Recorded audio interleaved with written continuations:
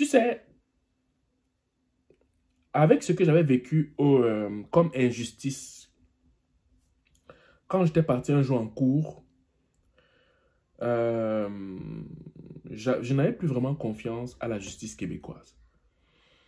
J'étais parti en cours parce que il y avait 4 personnes, des Québécois de souche, qui avaient fait un coup monté. Parce que leur objectif, c'était qu'on quitte, ma petite famille et moi, quand je venais nouvellement de me marier, avec notre fils, qu'on quitte notre appartement à tous les prix. Il n'avait pas de preuves. Nous, on est parti au tribunal avec une trentaine de preuves. Une trentaine, je dis bien. Vidéo, message, texte, tout. Quand le juge a vu, le juge a dit qu'ils ont raison. Eux, ils n'avaient pas de preuves. Ils avaient seulement des gens qui mentaient. Je dis, on peut encore voir notre dossier au tribunal administratif du logement.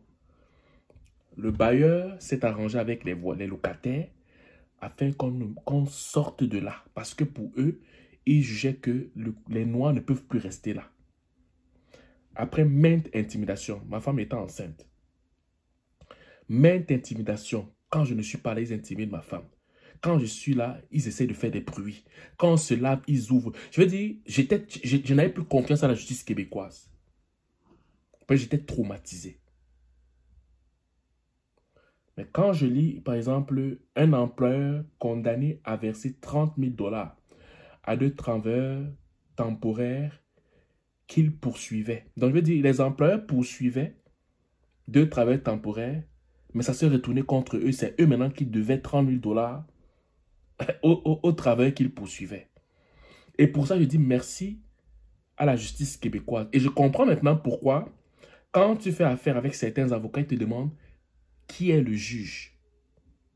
Parce que selon le juge, ils vont savoir à peu près c'est quoi la pensée idéologique de ce juge-là.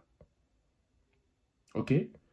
Donc, on va lire cet article que je trouve quand même intéressant et ça motive aussi nos frères et sœurs qui sont ici de façon temporaire pour travailler.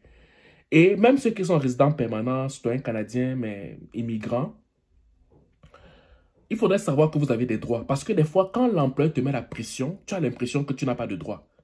Tu as l'impression que tu es petit, alors que tu as des droits plus que tu ne l'imagines en fait. OK?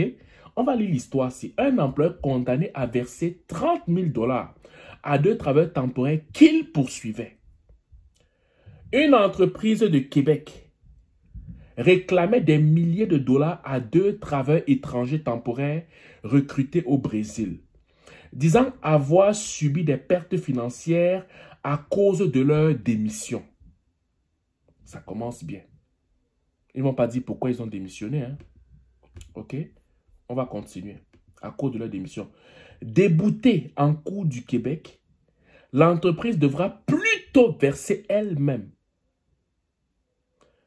L'entreprise devra plutôt elle-même leur verser plus de 30 000 $ en dommages, intérêts et remboursement de frais d'avocat. Abus de droit, vengeance, intimidation financière. Le juge Christian Brunel, merci monsieur le juge, n'est pas tendre dans son jugement rendu l'automne dernier, qui n'a pas encore été médiatisé. L'atelier d'usinage a aussi sciemment contourné une exigence fédérale pour le recrutement de travailleurs à l'étranger en donnant un salaire inférieur à ce qu'elle devait payer. Écrit-il aussi dans son jugement. Machiniste chez ce fabricant de pièces de haute précision pour les industries de l'aéronautique, de l'énergie, de l'optique et de la santé. Cleverson, Élise Ribeiro de Lima et Ivan Goulard de Araujo arrivent au Québec au printemps 2018, munis de permis de travail fermés.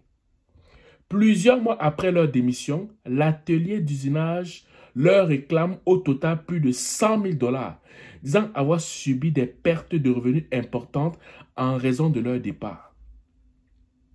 Ces pertes n'ont cependant pas pu être étayées devant la cour par l'une de ces dirigeantes. Donc, ils disent qu'ils ont des pertes, mais ils ne peuvent pas prouver ça. Bref, la compagnie estime qu'ils avaient l'obligation de fournir un préavis de 8 semaines avant la fin de leur emploi. Une prétention repoussée catégoriquement par le juge. Le délai demandé est une telle exagération en regard de la jurisprudence qu'il s'en dégage. Une forme d'intimidation financière, a-t-il statué. Salaire inférieur à l'exigence fédérale. Les deux hommes affirment, quant à eux, avoir eu un motif sérieux de résiliation de contrat. L'entreprise les payait 6 $ sous le salaire exigé par le fédéral et indiqué au contrat pour recruter à l'étranger dans ce type de poste, soit 16 $ de l'heure plutôt que 22 $. Madame Paré a reconnu en cours que les contrats avaient été modifiés après une conversation avec une agente fédérale afin d'obtenir les permis de travail. Mais les travailleurs ne se souviennent pas de les avoir résignés. Vous voyez la malhonnêteté? En réalité, on leur offrait plutôt un taux horaire de 16 $ pour les 40 premières heures et de 24 $ pour les 10 heures supplémentaires, ce qui les forçait à travailler 50 heures par semaine pour gagner le salaire réel exigé. La relation de travail n'avait pourtant pas mal commencé. À leur arrivée, l'employeur les avait reçus avec moult intentions. Accueil à l'aéroport, appartement fourni pour quelques mois, bottes de sécurité, vêtements chauds, visite de la ville, cours de français, etc. Yvan a essayé d'améliorer l'état des choses en parlant à Geneviève Paré, mais elle lui aurait dit « C'est ça ou tu retournes au Brésil ».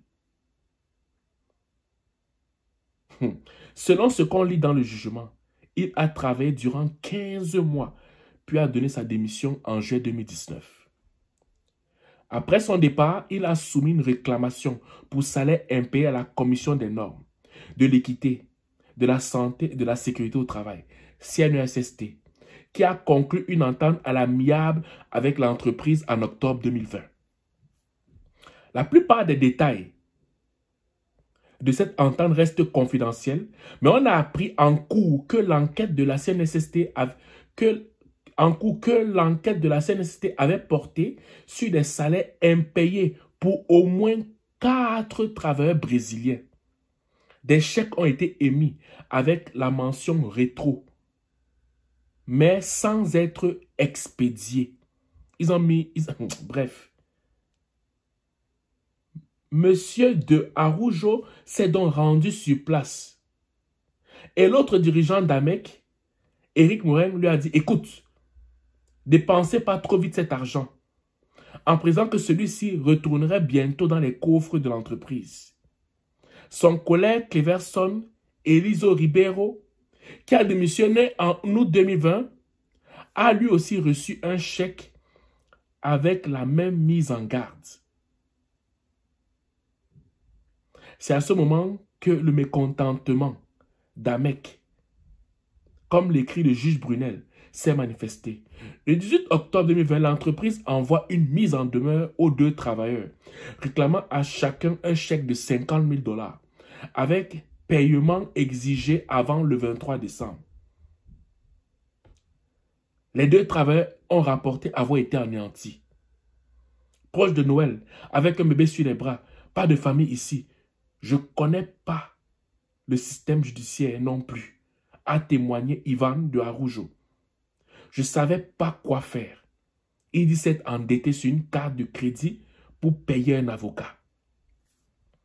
De toute évidence, l'employeur a voulu sanctionner l'exercice par Ivan de leur liberté de travail et de leurs droits en usant diverses menaces et de représailles qui ont culminé en abus de droit, a statué le juge. Près de 4 ans plus tard, donc pendant 4 ans, il subissait la pression de l'employeur, il subissait la pression. 1 an et demi s'est écoulé entre la démission du premier travailleur et de la mise en demeure demeure. Pourquoi avoir attendu si longtemps? Madame Paré a justifié le délai en disant qu'ils avaient été très occupés. Le magistrat a été peu convaincu par son explication. Il lui apparaît plus plausible qu'une réclamation aussi substantielle à quelques jours de Noël servait plutôt à faire forte impression sur ses destinations et à assouvir une certaine vengeance. Le juge Brunel a donc évalué la préjudice morale à une somme de 7 500 $ chacun, ensuite les frais d'avocat de 16 000 $. Vous voyez jusqu'où certains employeurs peuvent aller. Et ça ne concerne pas seulement les travailleurs temporaires, même les Québécois de souche, même les immigrants qui sont ici depuis longtemps, subissent souvent ça de la part de certains employeurs qui sont animés de mauvaise foi. Si tu n'as pas la possibilité de te défendre, imagine-toi le genre de pression que tu peux avoir. Si tu n'as pas la possibilité de te défendre, imagine-toi le genre d'angoisse que tu peux avoir. C'est la raison pour laquelle je vous dis souvent que un des meilleurs amis que tu dois avoir ici au Québec ou au Canada, c'est un avocat.